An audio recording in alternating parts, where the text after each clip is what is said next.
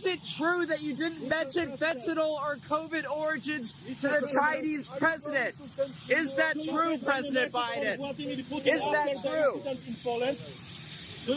Is it? What's your reaction to President Zelensky?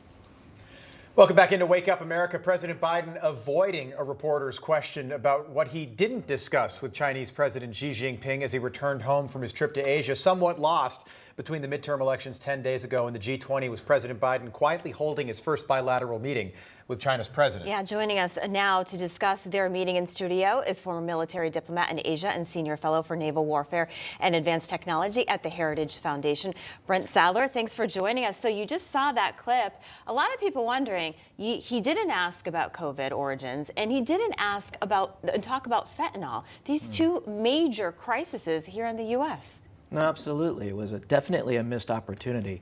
And when it comes to fentanyl, over 100,000 American citizens are dying each year from this, and it's only getting worse. So not bringing it up from the place where a lot of the precursors are coming from, the chemicals, is just a missed opportunity and is beyond explanation. And of COVID, of course, getting to the bottoms of the origins of that, that's required so we don't have a repeat. Right. What did you make of Biden's performance? He missed at least 2 dinners, didn't show up for a meeting. He was all tuckered out. He's going to turn 80 years old on Sunday. He acted every bit an 80-year-old man when he was over there in Bali. No, absolutely. You can't defy age. I mean, we all age, and it's inevitable. Yeah. But he is he represents all American interest, and we've got players like Putin and Xi that want to change the world to their benefit at our disadvantage. And so we need our president needs to be a lot more energetic. And the fact that he's not at APEC undermines the theme that this administration has been using of saying we are also coming back to the region economically in an Indo-Pacific economic framework, which really doesn't have much behind it. Right. We have Russia, we have North Korea, we have China all looking at us. And, the president just came back from that event. What do you think these other countries perceive the U.S. and how we are on the global stage right now with this president? So I'll start first with Southeast Asia. So Southeast Asia, when it comes to the war in Ukraine, have not really seen the situation the same way as we in the West view it. They're much more favorable to the propaganda that's been coming out of Moscow, unfortunately, colored by Chinese propaganda as well. And so they were really receptive to the fact that the president made 2 out of 3 events in the region. It would have been better if he made 3 out of 3. Yeah.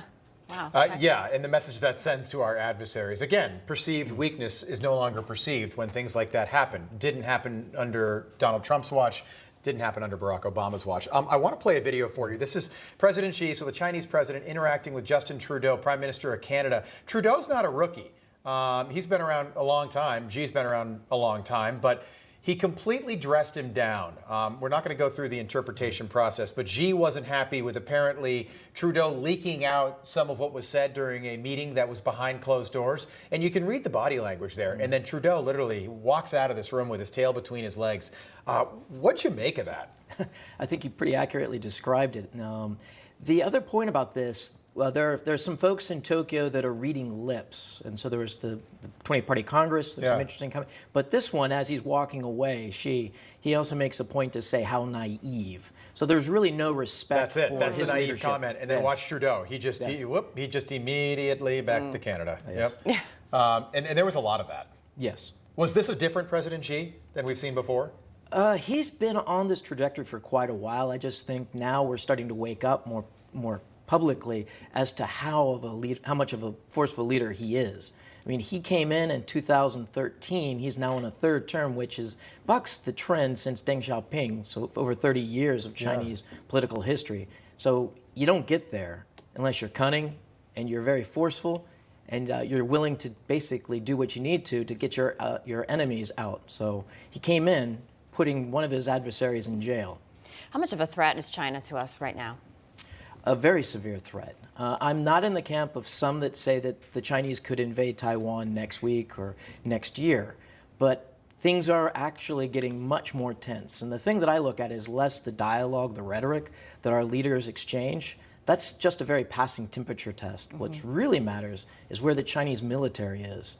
And they have actually been at a much higher level of operational readiness and presence around Taiwan for almost a year now. Right. Yeah, and I've heard that timetable sort of laid out. But it would likely happen if they're going to invade. If they're going to invade Taiwan, it would likely happen before 2024, before Republicans in office over here. A couple quick ones, just sort of rapid fire. So Kamala Harris, our vice president, is in Bangkok, I believe, as we speak right now. So is President Xi, but apparently they're not going to meet. I'd like you to just comment on that, and then this diesel crisis that could affect us here in the United States as well. No, absolutely. So this is the Asia Pacific Economic Forum that's meeting right now, and it is primarily an economic one. You have national leaders there.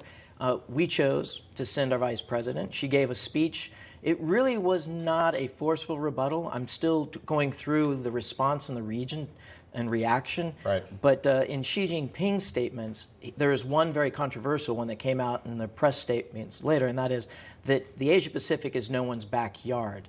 But if you look at the language between his written statement, Xi Jinping's, and the press release, there's a lot there to be worried about, of a much more forceful and a much more willing to push out outsiders, namely the United States, economically and militarily in the region. Okay. Brent Sadler, thanks so much for being with us. Yeah, Great to have you thank you. in-house. Good to see you. Thank you.